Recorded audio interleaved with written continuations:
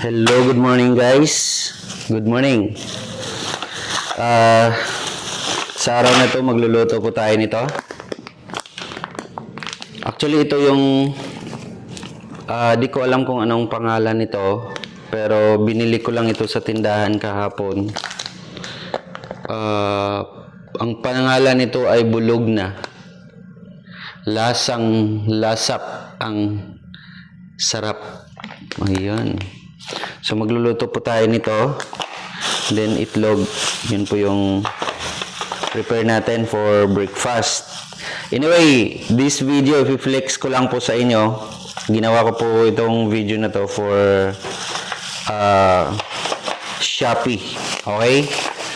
So kung gusto nyo mas maganda po yung presentation or meron kayong safety na lagayan ng inyong mga utensils sa kusina ninyo. Ito, bumili kayo nito.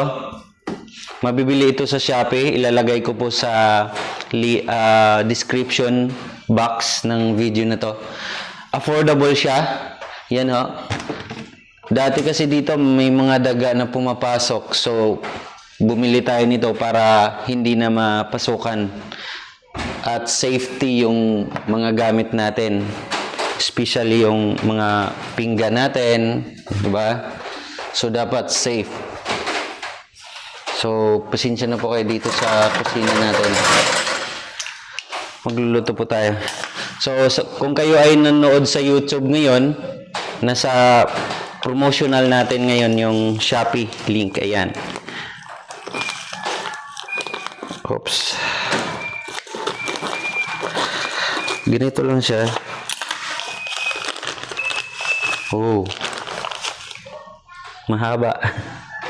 Lulutuin natin to. So, ang gagawin natin, lagay lang tayo ng tubig.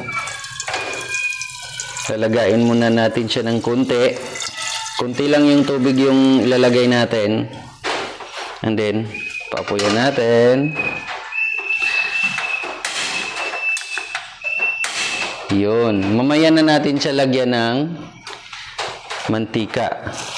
Yun. Diretso na natin siya sa yan, sa kawali. Baliktarin lang natin yan mamaya. Then magluluto na tayo ng itlog. Pares ng itlog. Okay. Salamat nga pala sa tindahan na binili.